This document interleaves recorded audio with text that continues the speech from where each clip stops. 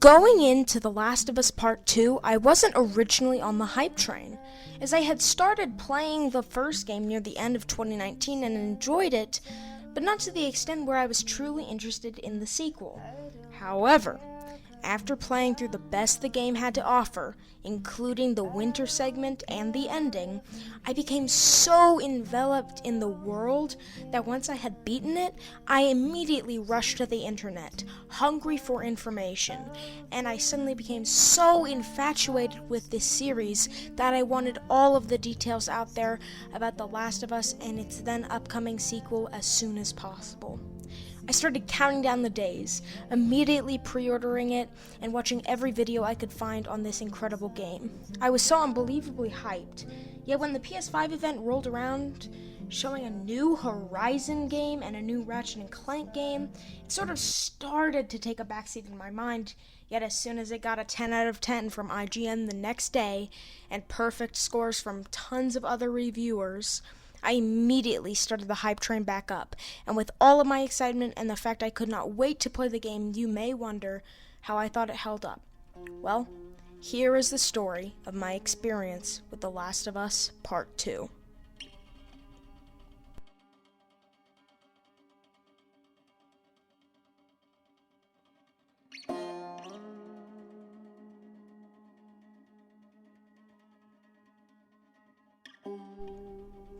With the amount of things to talk about in this game, we should first dive into what caught me and many others' eyes at the very beginning, and that is the level of graphical beauty and detail.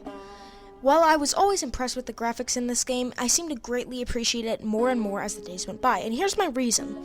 Each and every day, it seemed we got new details on both Sony's next-gen PS5 as well as one of the swan songs for the PS4, that being The Last of Us Part 2. Because of this intertwining between these two subjects, I was able to see more and more how The Last of Us 2 would transition us perfectly into the next generation. And, well, right now, the jump between PS4 and PS5 is not really very noticeable. The way that this sequel pushes the PS4 to the absolute limit shows us how impressive the PS5 can be, since if this is the limit of the PS4, the PS5's graphical limit must be absolutely insane. And while everyone seemed very impressed with the graphics, everybody, including myself, seemed to wonder how it would run on the actual PS4. And having a quite old base PS4 only myself, I thought it'd be very interesting to see how the game ran. And it runs in a sublime way with some of the best graphics I've ever seen. I never saw a drop in performance or fidelity of the graphics. And the fan on my PS4 only ever got loud when I booted up the game. Meaning this game can push the envelope even on a 6-year-old piece of hardware. However, even though the graphics are incredible, it's also important to talk about music and sound. And here's how I felt about that.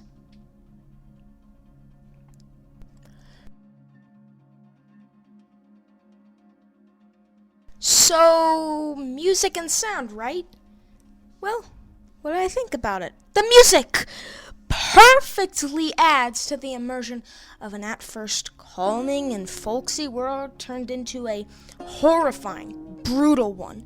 It is brilliantly used from the very start. The sound design as well is a step forward. Never have I seen such immersive, meticulous sound in a game.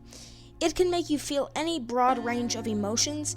It is incredibly realistic and fits the game beautifully, just like the music and voice acting, which, once again, are both excellent. There is only so much to tell about the music and sound, so I will just let you listen.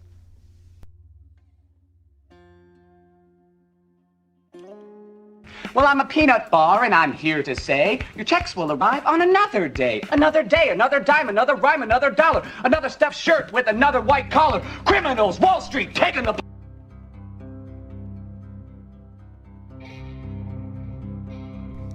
While it may be great to have incredible sound and graphics in that game, combat is truly the most important part.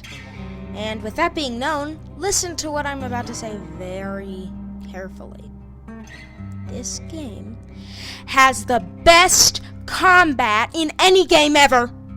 That is no exaggeration. The combat is so fun and addicting, and oh geez, well, it may be violent, however, it's incredibly deep, well made, with tons of new additions. I never wanted to stop the combat as it was so well done and so in-depth. The game has the most in-depth and interactive combat I have ever seen in a video game, and the combat is the most important part of the game.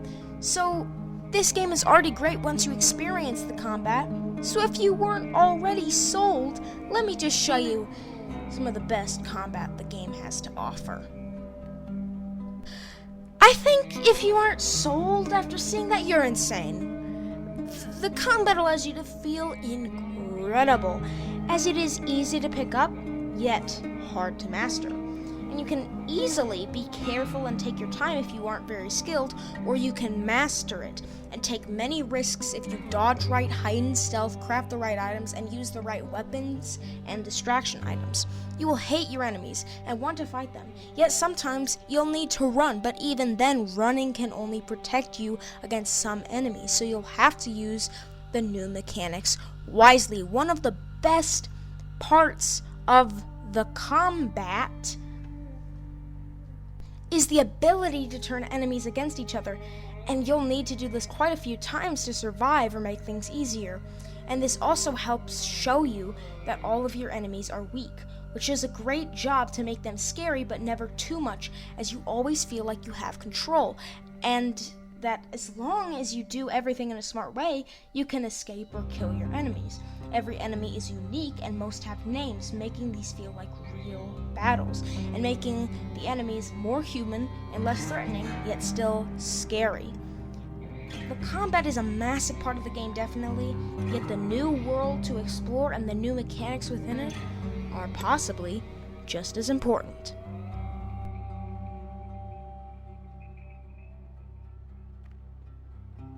With how incredible this game was by itself, the world and mechanics were the things I thought would really allow this game to be an evolution. And I was right, not only due to this game's gorgeous, massive, open and fun to explore world, but how the exploration of said world reaps the benefit of creative collectibles, crafty creations, and consolating conversations between the characters. This game has such a fun set of new mechanics, all which feed into the others in genius ways. The workbench, for example, has been completely revamped.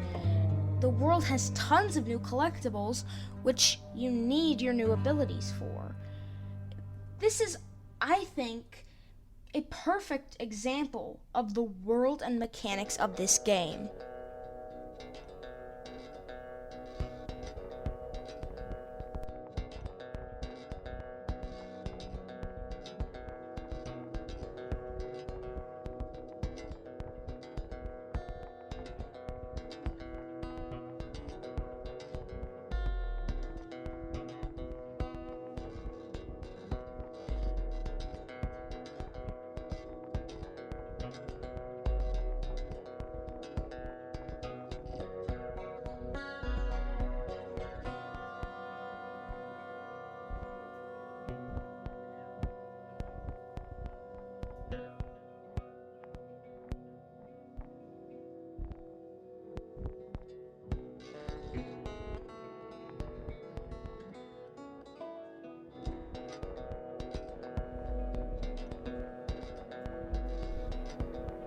And not only this, but the enemies. Oh, the enemies. The legitimately, for the first time, terrifying infected. The aggressive, but not very strategic WLF. And the creepy, silent Seraphites all blend together.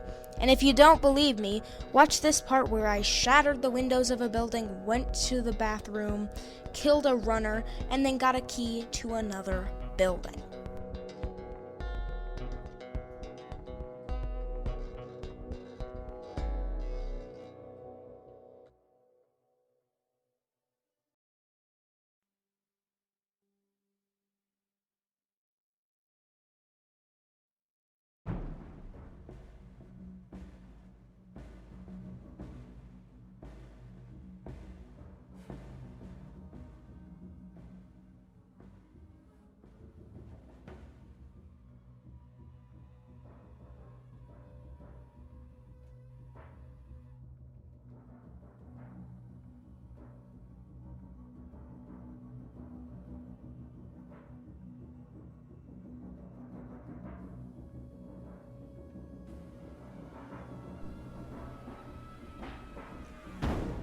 See? Absolutely incredible. The enemy types are always hinted at to a genius extent, allowing you to have a feeling of preparedness. But the game always surprises you. You can never truly be ready, which resonates with the game's world, which is hopeless and closed off. Like I said before, the exploration is incredible, as you can easily find new resources and collectibles in very unique ways, with perfectly difficult puzzles that are challenging but never frustrating. And this is coming from the person who gets a fever when puzzles are too hard.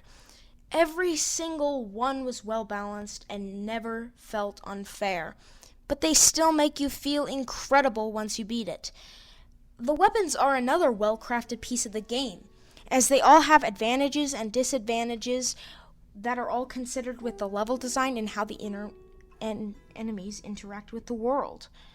The enemy AI is also absolutely incredible, as they all have dialogue, they all have strategic movement patterns, and they all really feel like threatening people. The control allows you to outsmart the incredibly innovative AI, however, as you can prone, jump, burst open doors, dodge, and use all kinds of materials in new ways to gain the upper hand. While all of these may not sound incredibly big, they are crafted in such a way which makes them massively innovative and quite literally game-changing. No mechanic feels forced, and nothing ever feels underused either. Everything was well done, and everything completely revamped the game. The world is massive and gives you many chances to use those mechanics to either fight your enemies, find hidden areas, or stealth around them. The stealth kills, by the way, are incredibly gory spectacles along with the normal melee combat, and the headshots are also very satisfying.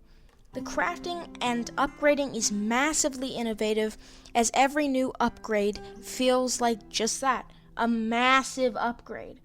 All of them feel important, and the new upgrade trees give you a whole new insight into what the game is capable of, with all new items to craft also being very interesting and can all help you in battle. But you still need to be careful with your resources, allowing you to feel truly empowered if you explore more. Unlike many other games, the exploration yields results. It matters, and it isn't a waste of time.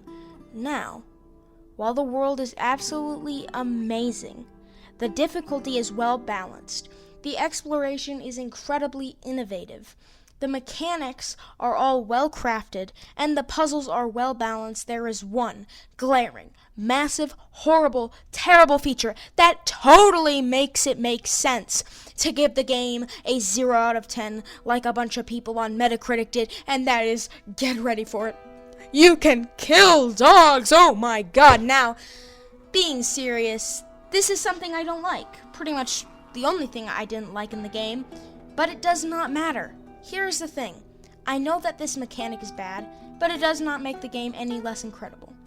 But the story is what people truly disliked. So even though these world and these mechanics are all incredible, and they're a 5 out of 5, the story is something very important to talk about.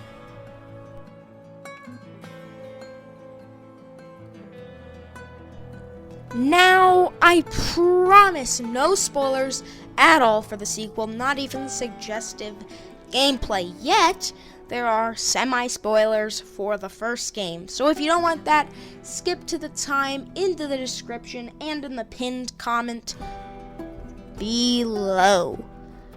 But, that being said, this story was incredible at the beginning, due to its ability to communicate beautifully with the story of the first game, and Joel and Ellie's feelings at the end of that game, yet is slightly able to inject a feeling into the storytelling that allows it to be unique in an amazing way, especially with the emotions of the characters, who eventually start to become more and more tense as the game goes on, instituting a sense of seeping, vile hatred And that's exactly what the devs wanted. The characters all have realistic bonds where whenever you see someone act oddly, it is explained in a surprising yet sensible and unique way. They share conversations that real friends would have. Then they are all different in terms of personality and how they act in desperate scenarios. The growing bond in the first game was between two characters, but every enemy, every ally, every main character, especially in this game, all gave unique relationships and bonds.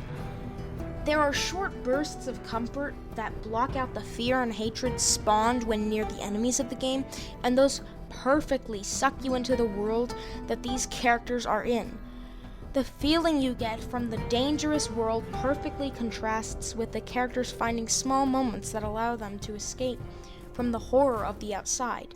They introduce great amounts of enemies in each area, introduce new enemies at the perfect times, and do a mind-blowing job of making those enemies feel hateful and threatening. Some are scaring you, some are scared of you, some feel weak once you've conquered the gameplay, some feel terrifying and strong throughout all the game, and some are only powerful in well-orchestrated scenarios. The best part of the story, hands down, was how it showed a cycle of revenge, death, and pain, with a morally complex idea running through the last part of the game. The more you know, the harder it is to know if you're the hero or villain. And it's absolutely genius, as it makes the inquisitivity of your morals introduced at the end of the first game so much more powerful and spread out through the whole game. Now, when I was about halfway through the game, I was furious because of how people hated the story for no reason. But I learned people hated the ending more than anything else. So, without spoilers, let's see what they write. And, well, they were wrong! Totally wrong! The ending is very well done. And so is the story as a whole, with great themes and characters. And I know this is controversial to say, but the leaks are mostly incorrect. The story is great in context, and because of that, this story is a masterpiece.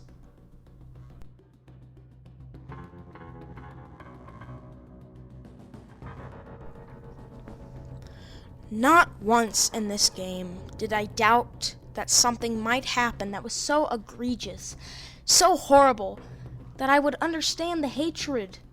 But not once did that ever happen.